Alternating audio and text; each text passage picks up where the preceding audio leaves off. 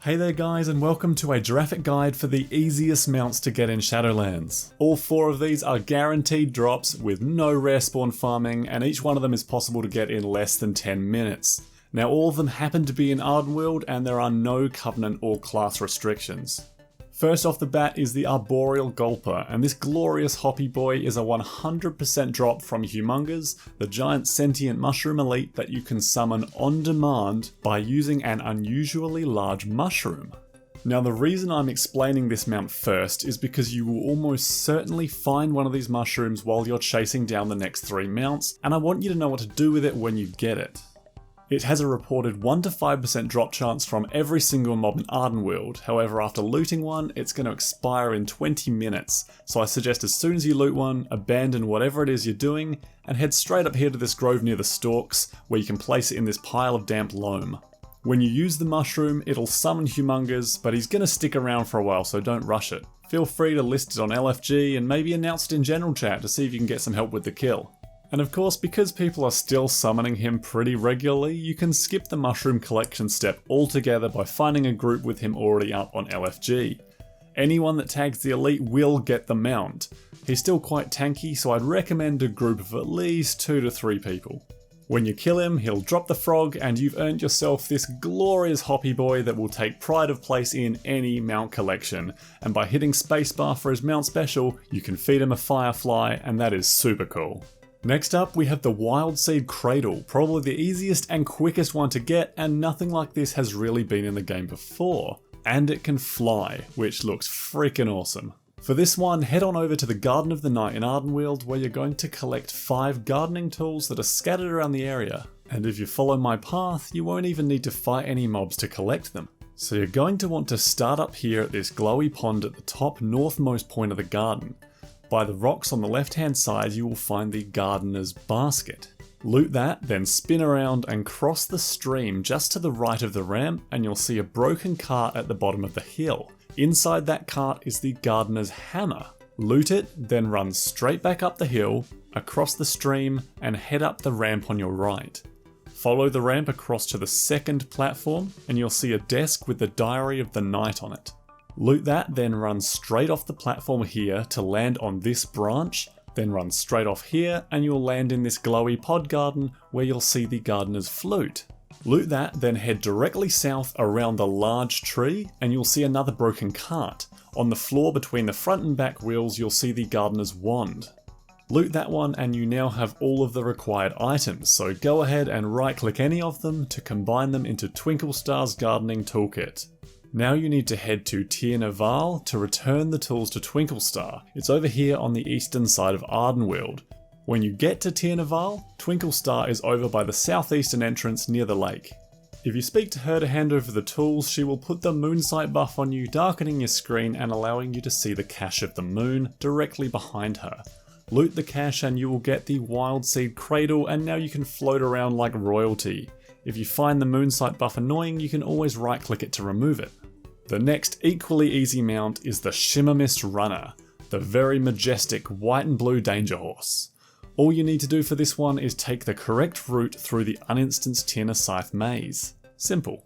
To start, you need to head over to this clearing in the Oaken Assembly. You don't have to have done the dungeon before for this, but for those of you that have, you'll know this as the area where you fight Ingram Malik. Now the idea here is to always take the path with a blue lantern on or near the doorway. The path is fixed for everyone, so you can just follow the path I take here if you don't want to figure it out for yourself.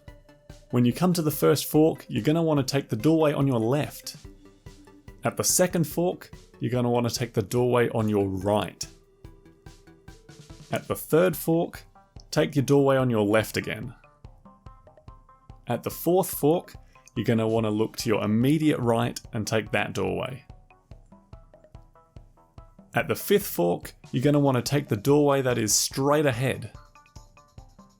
And then at the very last fork, take the doorway that is slightly left of straight ahead, and you're going to see the Shimmermist Runner standing in the clearing. As you get closer, you're also going to see an elite hostile Spriggan called Shizga. You need to kill him before you can capture the mount. He's not too hard to solo, but again, feel free to advertise on LFG if you want some help with the kill. He does apparently have a respawn timer, so if you're certain you did the maze correctly and Shizga is not there, you may need to wait a short while and try again. When you kill him, you can interact with the Shimmer Mist Runner to loot the mount. And as of Shadowlands, all Corsa mounts can now fly, so this majestic danger horse is a great addition to your collection. The last and trickiest of these easy mounts is the Swift Gloomhoof, the Shimmer Mist Runner's edgy purple brother. Yes, it's another unicorn mount, but can you ever really have too many danger horses? For this one, don't listen to anyone that says you need a Goblin Glider or a mobility class for the first bit because it's simply not true. As you'll see, I clear it easily with just a mount. To start this one, you need to head over to the final area of Uninstance Tir na Scythe and find this big tree at the very back eastern edge. Next, you're going to walk up to the edge and line yourself up with this small straight section of route. Then mount up and take the leap of faith. As long as you've lined up properly, it's actually a pretty big landing area. Now you're going to want to dismount. Trust me on that one. From here, it's just one little jump up onto the big route, then you can run up the rest of the way. When you reach the first platform, take the right hand route and follow the small platforms around the rocks. Around the corner, you'll see a cart. On the ground behind the cart, you'll see the cracked soul web. It looks like a stick, so loot that one and we can move on. Next, you need to head over to Glitterfall Basin and find Elder Gwenna over by these other vendors. If she isn't there for you yet, you just need to complete 2 short side quest chains that start with Trouble in the Banks from the Lady of the Falls near the inn. The first chain will have you head over to the Banks of Life to kill some bugs. Do all the quests there, including those from Fluttercatch, in the middle of the questing area. Here is a list of all the quests you need to complete before heading back to Glitterfall Basin. So after you've done these quests and head back to the Lady of the Falls, you can pick up the quest Age's Echoing Wisdom, which will have you go find Elder Gwenna and some other NPCs. Go find Elder Gwenna and complete 2 short quests for her, including a pretty cool emoting minigame, and she'll tell you she's returning to Glitterfall Basin. A word of warning, when I returned she wasn't actually there straight away. I tried relogging and then she appeared, so I think it might be a bit buggy. When she does appear for you, talk to her and ask her about the soul web. She'll offer to repair it for 10 lightless silk, so hand over those silk and she'll tell you to find someone else to restore its power. That someone just happens to be Ysera within the heart of the forest, and while only Night Fae players can actually access the heart of forest to speak with her directly, non-Night Fae players can speak to this guard at the front entrance and ask him to send Ysera out. She's going to meet you outside and then you can ask her to restore the soul web. The restored soul web has now become a dream catcher and you are on the final step. Fly to the Hibernal Hollow and find the blue paths weaving around its perimeter where you can activate the dream catcher for a 5-minute buff that puts you in a different phase with no enemies. You'll now be able to see and fight the Nightmare, which has a 100% drop chance for the Swift Gloomhoof. The Nightmare runs laps around the Hibernal Hollow along these blue paths, and he'll appear on your minimap as a star when you're close enough, so just run a ring around the hollow until you find it. A word of warning, it is very strong. I personally couldn't solo it as a boomkin, so I had to switch to a tank to bring it down. You might want to enlist some help through LFG. Be careful not to let your Dreamcatcher buff fall off while you're fighting, but you can refresh it as often as you like. When Nightmare falls, you can loot the Swift Gloomhoof and you've got yourself the last of these easy mounts.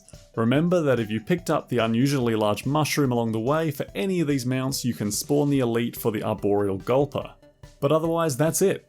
I might make another video soon with the next easiest set of mounts, so if you're interested in that, or any other Shadowlands guides and news, subscribe to the channel to see when I'm posting new videos. So until next time, thanks for watching, take care, and enjoy your mounts.